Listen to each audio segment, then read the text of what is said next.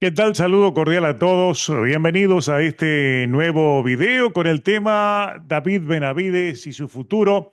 Un futuro que parece realmente rutilante, pero cuando llegamos a las claves ocultas, nos damos cuenta de que su futuro en este momento no tiene futuro. Algo que vamos a explicarles en este video y que tiene mucho que ver con las últimas decisiones adoptadas por Turki El Ayik, especialmente esas señales extrañas que está enviando, que lo han llevado incluso a liderar una campaña de desinformación, como veremos en este video. Antes hay una información que ha estado sonando en algunas cuentas de redes sobre una gestión en camino para una pelea entre Jake Paul y Benavides, una pelea de exhibición, lo cual queremos indicarles que nos informaron desde su equipo que es una noticia falsa.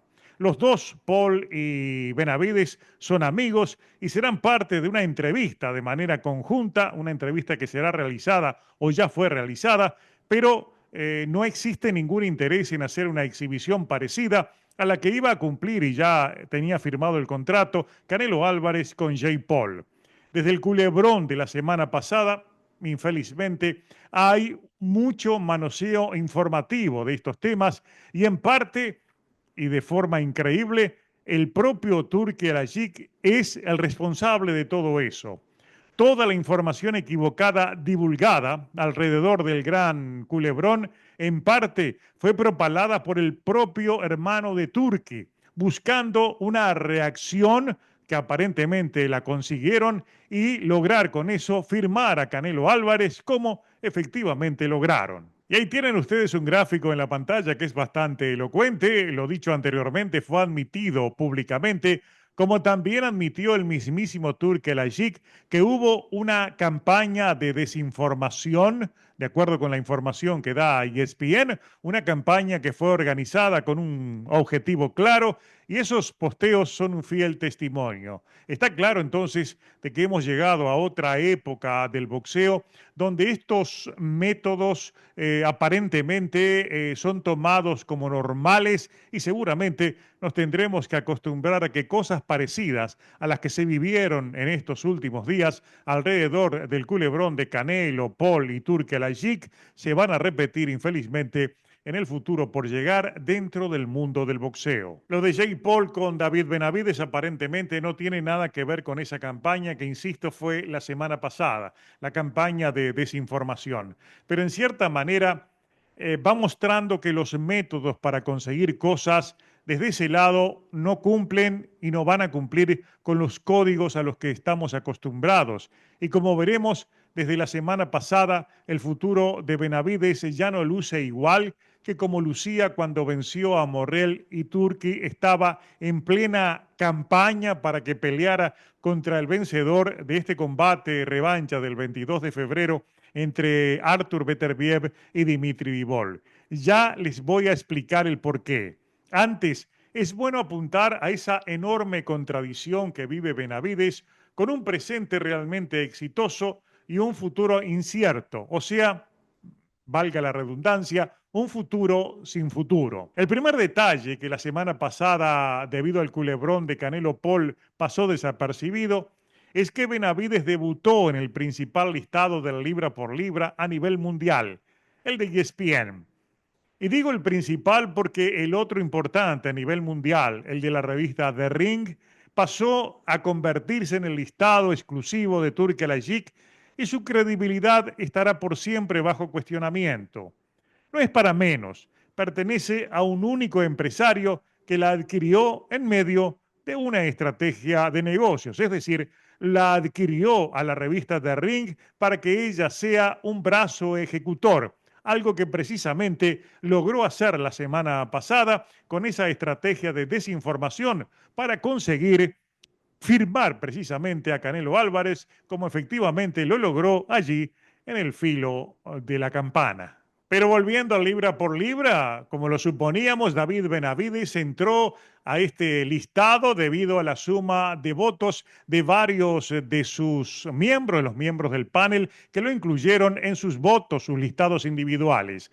Allí tienen a quienes lo incluyeron en sus listados y a quienes no lo hicieron de ese panel de ESPN. Los principales puestos no se alteraron. Se mantiene Usyk en el número 1, Terence Crawford en el 2, Naoya Inoue en el 3, Artur Beterbiev en el 4, Dimitri Bivol en el 5, después en el número 6 está Canelo Álvarez, Jesse Elvan Rodríguez en el 7, Gervonta Davis en el 8, Shakur Stevenson en el 9 y en el 10º lugar, el que termina de entrar, me refiero a David Benavides, que completa entonces el top 10 del libra por libra de la cadena ESPN. La presencia de David Benavides en el libra por libra en cierta medida es un reconocimiento a su victoria sobre David Morrell, lo que se suma a otros acontecimientos que lo tuvieron como protagonista, como es el interés para que fuera de inmediato a una pelea contra el vencedor de Beterbiev contra Bivol, ahora el 22 de febrero, así como los datos de la estadística de CompuBox, donde se reafirmó su liderato en un ranking de combinaciones lanzadas,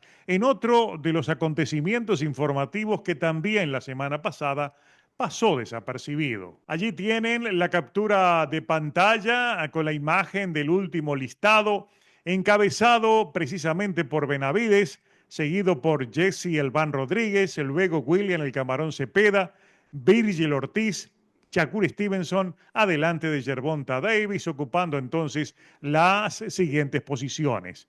El texto dice, David Benavides conectó el 49.2% de sus combinaciones lanzadas contra David Morrell y por ello conserva su posición número 1 entre los peleadores de élite. O sea, estos números que en general han pasado desapercibidos son bastante contundentes sobre la eficacia del boxeo ofensivo de David Benavides en un rubro donde supera a todos aquellos que CompuBox considera peleadores de élite. Hay que aceptar que Benavides sí vive un gran presente y tras vencer a Morrell, ese presente se transformó en una realidad. Sin embargo, muchas cosas cambiaron coincidiendo con la firma del contrato de Canelo Álvarez con Turki Al-Sheikh por 4 peleas. Esos cambios afectan de manera directa a Benavides. Para empezar, ya no se habla de una pelea inmediata de Benavides contra el vencedor del 22 de febrero. Hubo un cambio sutil en la narrativa de Turki. Él ahora confirmó que en caso de una victoria de Dimitri Bivol, esta vez habrá trilogía, algo que estaba descartado. Y obviamente no incluye a Benavides por ningún lado de su narrativa, ni siquiera mencionando lo obvio, aquella frase, si gana Beterbiev, en ese caso sí, Beterbiev será el que enfrenta a David Benavides. Quizás se sabe, y esto es una especulación, que si Artur Beterbiev gana, abandonará los cintos, subirá al peso crucero o de lo contrario se retira. Sobre todo esto, en el pasado reciente hubo mucha especulación. Inclusive el propio Beterbiev tiene declaraciones formuladas el año pasado donde él había dicho que estaba esperando poder unificar los títulos y dudaba entre abandonar el boxeo o intentar algo, quizás unificar también en la división de los cruceros para agigantar la leyenda de su nombre y luego retirarse. No olviden que a los 40 años de edad está más cerca de irse que de quedarse. En ese caso, una nueva victoria sobre Dimitri Bivol seguramente volverá al tapete aquella posibilidad de que decida retirarse del boxeo o de lo contrario suba al peso crucero, donde incluso en algún momento se habló de una posible pelea contra Alexander Usyk, que estaría bajando a los cruceros precisamente para realizar una pelea que sería más que nada comercial contra Artur Beterbiev. Son todas posibilidades, pero son posibilidades que alejan más las oportunidades que pueda tener David Benavides de ir directamente por los 4 títulos de las 175 libras luego de la pelea del 22 de febrero. Esa pelea del 22 de febrero, en caso de una victoria de Bivol, tendrá una trilogía y vean ustedes, si Dimitri Bivol gana la revancha del 22 de febrero y luego repite la victoria en la trilogía, Ya dijo Turki Al que tratará de hacerlo pelear contra Canelo Álvarez. De ahí entonces a la incidencia y la influencia que tiene ahora la presencia de Canelo Álvarez firmado por Turki Al porque lo usará como un peón en un juego de ajedrez para un lado y hacia el otro. Y una pelea contra Dimitri Bivol comercialmente podría ser muy atractiva. De ahí entonces a que podrían negociarla dejando de lado cualquier posibilidad de que éste enfrentara definitivamente allá por finales de año o comienzos del 2026 a